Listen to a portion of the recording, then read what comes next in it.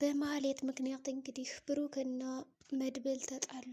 መድብል እንግዲህ ማህሌትን እገላለሁ በማለት በያዘው ሽጉጥ እንግዲህ በድንገት መድብል ታው እየተባለ እየተገለገለ አልሰማ በማለት እንግዲህ ከወንድሙ ላይ ጥቃት አደረሰበት።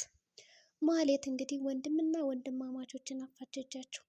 በስራዋ ክፋትም አያልቅባት፣ እንዲሁም ደግሞ ለራሷ ጥቅም ስትል ምንም ነገር ከማድረግ ወደ ኋላ የማትለዋ ማህሌት ዛሬም እንደተለመደው አንድ በጣም ትልቅ ስህተት ሰርታለች። ይህም የሰራችው ስህተት እንግዲህ እኔ ማህሌት ከዚህ በኋላ የገንዘብ ጥማትና ችግር ተፈቶልኛል፣ ተወግዶልኛል። ከዚህ በኋላ የዝናንም ሆነ የመድብልን እጅ እንዲሁም ደግሞ የብሩክንም አላይም። ግን ደግሞ አንድ ያልተፈታልኝ ችግር አለ። የራሴ ባል የነበረ ሰው ለሌላ ሴት ሲሄድ እንዲሁም ደግሞ ሌላ ሴት ሲያገባ ቆሜ አላይም። በዚህም የተነሳ አሁን ባለኝ ሀብትና ንብረት እመልሰዋለሁ በማለት እንግዲህ እየተፎካከረች ነው። ይሁን እንጂ የመድብልን እንግዲህ ሙዚቃ ሰርቃ ሽጠዋለች። ከሸጠችውም በኋላ እንግዲህ በዛ ገንዘብ የፈለጋትን ነገር እያደረገች ልትኖር ነው ያሰበችው። ማህሌትም እንግዲህ ከአሁን በኋላ የገንዘብ ችግር ተወግዶልኛል ብላም ነበር ያሰበችው።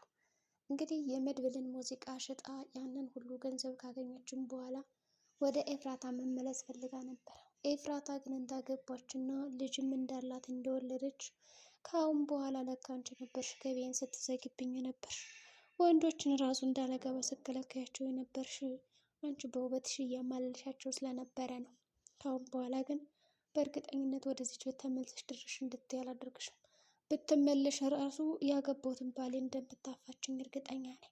ባሌንም እኮ ተቀምኝ ይሆናል አታፍሪምና አንቺ የወንድ ሱስ ያለብሽ ልጅ ነሽ፣ ስለዚህ እንዳትመጭ በማለት ሞለጭ አድርጋ በስልክ ትነግራታለች። መድብልም እንግዲህ ለብዙ ጊዜ የደከመበትና የለፋበትን ሙዚቃውን ሽጣበት ሲያገኛት ሲጣርጌ ካልገደልኩሽ ይላታል። እሷ ግን ምንም እንዳላወቀ ሰውና ምንም እንዳላጠፋች አድርጋ ነበር አይኗን በጨው አጥባ ወደ ቤት የተመለሰችው። መድብልም እንግዲህ ተኩስባታለሁ ሲል ከብሩክ እግር ላይ ተኩሶበታል። ብሩክም ችግር የለውም ወንድም የተረጋጋ፣ እኔ አንተን እስር ቤት ከትቼ ምን የምጠቀመው ነገር የለም እና ደግሞ እሷን ገለህ ከምትታሰር ከኔ ላይ ብተኩስብኝ ይሻላል። ስለዚህ መተኮስ የለብም፣ አንተ ወንድሜ ነህ፣ ለእኔ ታስፈልገኛለህ በማለት እንግዲህ እንዳይተኩሳት አድርጓል። መድብልም እንግዲህ የወንድሙን እግር እንግዲህ እንደምንም ብሎ ከጠቀለለት በኋላ እንግዲህ ደሙ እንዲቆም አድርጎ ከዛ እንግዲህ ተረጋግቶ መቀመጥ ችሏል። ይሁን እንጂ ሊረጋጋም አልቻለም። ምሳሌም ብትሆን እንግዲህ አጎቴ ይዞ ይህ ሙዚቃ የጠፋው ለበጎ ነው፣ ደግሞ እስኪ መሳጅ ላድርግልህ እና ከዛ በተጨማሪ ደግሞ ይህ ነገር ጥሩ ይሆናል አይሆንም የሚለውን አብረን እናያለን በማለት ጉዳዩን ቀለል አድርጋ እንዲቀለው አድርገዋለች። ግን ደግሞ ይወጣለት አልቻለም። አሁንም ቢሆን እየቆጨው ነው ያለ እየበሰጨው። እንግዲህ ጠበቃውም ጌታዬ ጌታዬ እያለ ዝናን ሲያሞጋግሰው፣ ጌታ የተባለው ግን ጭንቅላቱን ፈርክሶ ሊጥለውም ነበረ። ይሁን እንጂ መድብልም እንግዲህ ካንቀጠቅጠው በኋላ አሁን ቀጥ ብለህ ትነግረኛለህ እየተፈጠረውን ነገር ይላል። ጠበቃው ግን ወይኔ ድመት አይጥ ለካ ከአንበሳ ትንሽ ያለሽው፣ ስለዚህ እንደምንም ብለሽ አምልጭልና ራሱን ለማስመለጥ ይሞክራል።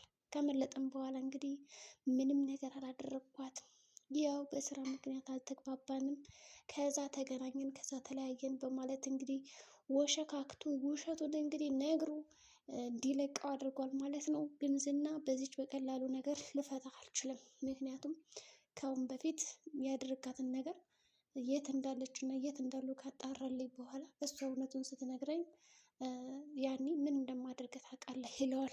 እንግዲህ ጠበቃው አሁን እነሱን ለመፈለግ ተገዷል ማለት ነው። የት ብሎ እንደሚያመጣቸው ደግሞ ግራ ገብቶታል። የተሰጠው ወይም ደግሞ በህይወት ሊያቆየው የሚችለው ነገር ደግሞ ሉላና ሞገስ የት እንዳሉ ካወቀ በኋላ ነው በህይወት ሊኖር የሚችለው፣ ያለዛ ትሞታለም ተብሏል። እንግዲህ ሉላና ሞገስም በጣም ድህነት ላይ ናቸው። አሁን የሚበሉት የሚጠጡት አጥተዋል። ባዶ ቤት እንግዲህ ቁጭ ብለው ነው ያሉት። እስከ መበደርም ደርሰዋል። እንግዲህ የተከራዩበት ቤት ለ3 ወር ነበረ። የዛንን የቤት ኪራይ ራሱ መክፈል አቅቷቸው አሁን በዚህ ጠበቃ ምክንያት እንግዲህ እየተሳደዱ ይገኛሉ። የሚበሉት እንኳን አጥተዋል፣ እንኳን ቤት ኪራይ የሚከፍሉት። ስለዚህ የመጨረሻ አማራጭ ያለን ነገር እኔ ጌጣጌጦች ያሉኝና እነዚህን ጌጣጌጦች ሽጠህ የቤት ኪራይ ክፈል፣ ከዛ የተረፈንን ደግሞ አንዳንድ ነገር እናደርግበታለን ብላ እንግዲህ ሉላ የጆሮ ጌጧን አንዳንድ ወርቆችን ሰጥተዋለች። ሞጌ እንግዲህ እኔ በጭራሽ አንቺን ጌጣጌጥማ ልሸጠው አልችልም፣ አልሸጥም ብሏታል።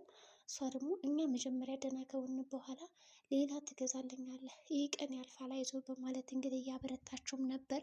እሱም እሺ በቃ በማለት ተቀብሏት ያንን ወርቅ ሸጦ እዳውን እየከፈለ ይገኛል።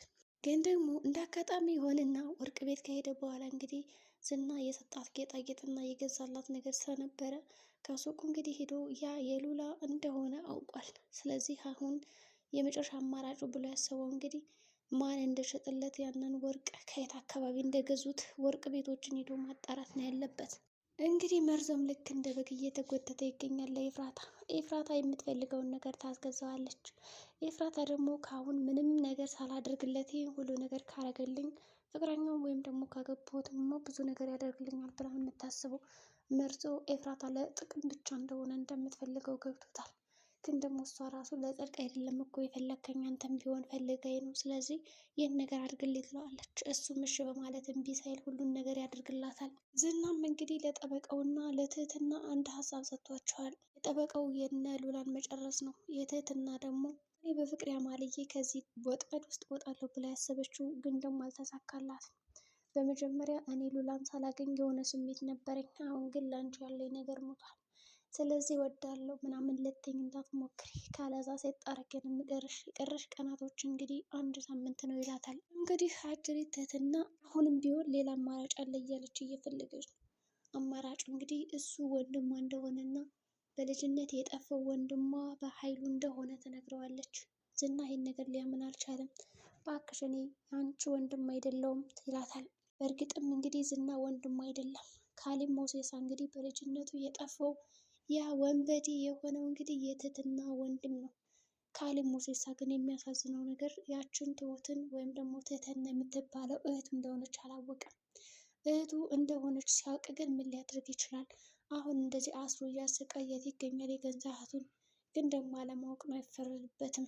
ካሌብ ሞሴሳ ምናልባትም ትሁት ማለት ትህትና እንግዲህ እህቱ እንደሆነ ሲያውቅ በጣም ይጸጸታል የሚል ሀሳብ አለኝ እንደኔ። ምናልባትም እንግዲህ ተጸጽቶ እስከዛሬ ሲሸጣቸው ከነበሩ ልጆች መካከል እንግዲህ ይቅርታ አድርጎ ጥሩ ሰውም ለመሆን የሚሞክር ይመስለኛል። ቅድስትና ብሩክም እንግዲህ ፍቅራቸው እንደተጧጧፈ ነው። ማህሌትም እንግዲህ በዚህ ቅጽበት አለያያቸዋለሁ እያለች እየፎከረች ነው። ይሁን እንጂ ፍቅር እያጫወታቸውም ነበረ። ሁለቶች እንግዲህ ቅድስት ያው እንግዲህ ልትሳም ስትፈልግ አይ ሽማግሌ ላክ እንጂ ያለዛማ አላስነካም ብለዋለች። እሱም ችግር የለም ይላታል። ማለትም እንግዲህ እሷ እንደሸጠችበት ሲያውቅ ሙዚቃውን በህርጋ ቆልፎ እያሰቃያት ይገኛል። መድብል በአንቺ የተነሳ ወንድሜን ተኮስኩበት፣ በአንቺ የተነሳ ህልሜን አጣው፣ ካሁን በኋላ ምንም አይነት ምግብም ሆነ ምንም ነገር አትቀምሽም፣ ከዚህ ባዶ ክላስ ታጉሮች ትሞቻለሽ በማለት እንግዲህ ያሰቃያታል። ቅድስትም ምግብ እንዳሰጫት ተብላለች። እሷ ግን በድብቅ እየወሰደች እያበላቻት ነው። ማህሌት ይሄ ነገር አልታያትም። ሁሌ ራበኝ ከማለት ውጭ ሌላ ምንም አታውቅም። እነ ካሌብ ሞሴሳ ደግሞ እንግዲህ ፖሊሱን ገለውታል የሚል አማራጭም ሰጥተዋለች። ካለችበት እስር ቤት እንግዲህ ለመውጣት እባክህ ሂድና አድነው ብላም እንግዲህ ለመድብል ነግረውም ነበረ። መድብልም ይሄን አልነግሪኝም አንቺ ስለ ፖሊስ ጉዳይ ዝም በይ በማለት ነበር ጠፍርጎ ያሰራት። እንግዲህ የመድብል መጨረሻ ምን ሊሆን ይችላል? አሁን ላይ ራሱን ስቶት የሚገኘው ምክንያቱም የለፋበት ድካሙ እያንዳንዱ ስለተሰረቀ ምን ሊያደርግለት ይችላል? ሞገስስ ካለበት ችግር እንዴት ነው የሚወጣው? ቅድስት እና ሶስት መቼ ይጋቡ የሚሆን?